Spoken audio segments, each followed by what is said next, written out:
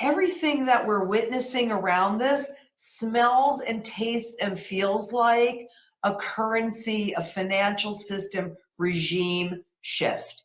If you believe everything that they're saying, look, if I can't prove it, I don't say it. So there's a lot in here that I cannot prove. So I want everybody to really understand that.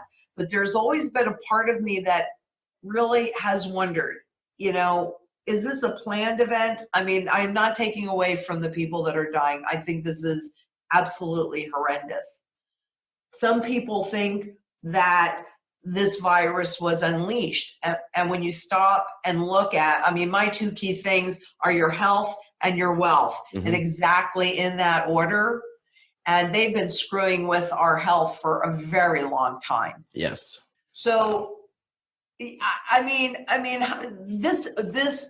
is not ending well. There is no way that it can end well in anything other than the ultimate destruction of any itty bitty bit of value left in that fiat money, which is why gold and silver is so important.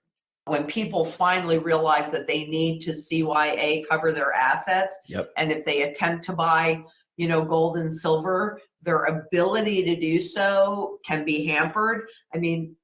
We're experiencing something very similar to what we experienced in 2008, except on steroids. That when others couldn't get it, gold and silver, we still can. And so the same thing is true today, but you don't get to be picky.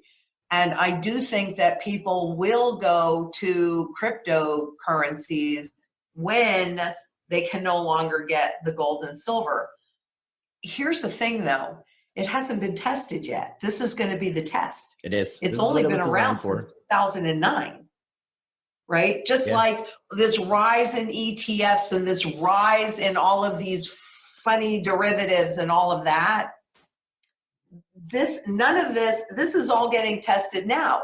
Physical gold and silver has been around for 6,000 years. It has proven itself over and over and over and over again.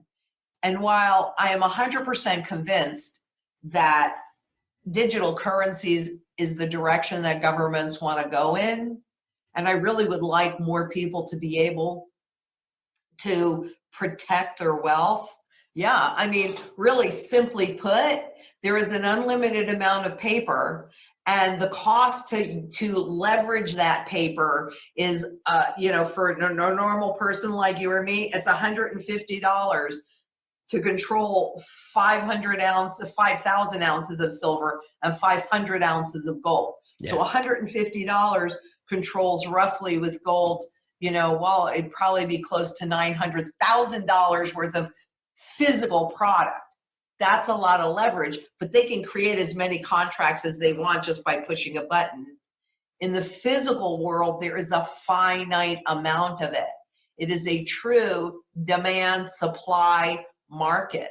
And so that premium difference that you're seeing is based upon huge demand. Goodness gracious, keep in mind that the central banks have been eating up 20% of the global production in gold since the crisis, roughly. Okay. Right. So it's a true supply demand market, and that's the difference. If you want it, guess what? You think I'm turning around? I'm going to sell my gold or silver for fiat paper, for government backed paper, when all it's backed by is their ability to continue to create more debt? That would be a no. Right. Right? Now, I also want to make this point, and there's documentation that when the spot markets were created for gold, particularly since gold is the primary currency metal, they did so to manipulate how people think about it, because they knew that once people were allowed to buy it again, that there was going to be a huge rush.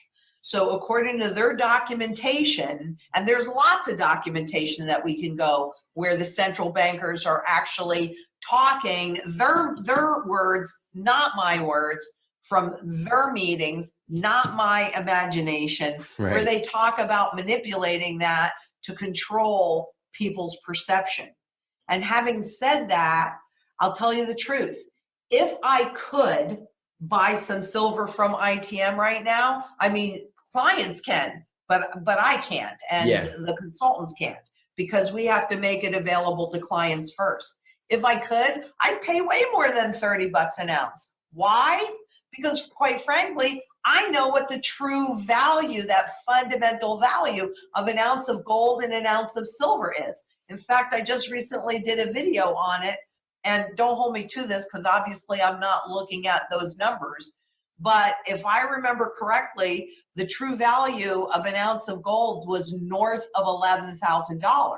Wow. That means for 1 ounce of gold, even if it's a raw piece of gold, in other words, not slab, not a collectible, whatever, if you're buying it for $2,000 an ounce, it's a bargain, regardless of what that says. And you know, silver follows suit.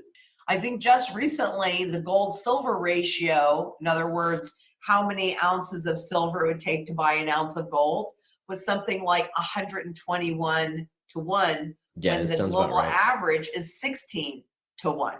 Wow. Right? That's a huge difference. Now, again, though, am I going to trade my ounce of silver for fiat that I know is going up in flames? Heck no.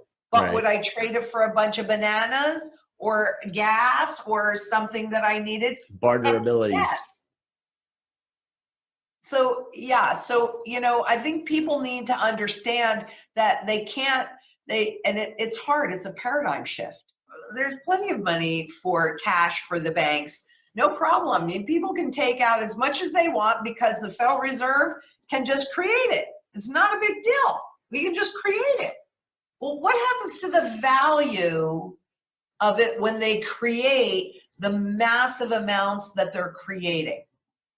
That's the inflation, and that's the inflation. Yeah. I wish I could say, oh no, they would never do that again. But I don't believe that's true. I believe they absolutely will, because they're going to need the wealth, and fiat is not wealth. That's just pieces of digital paper. So I do. And that's why personally, I don't buy any bullion. I think the best way to look at it is if you can hold it in an IRA, you probably don't want to own it. Okay. Now, I'm not as concerned about silver, because the difference between the two is that silver gets used up in manufacturing, et cetera, and gold is all recoverable. So it's got a different position. And even though they did indeed confiscate silver back in 33 during the Depression, I don't think that is as likely.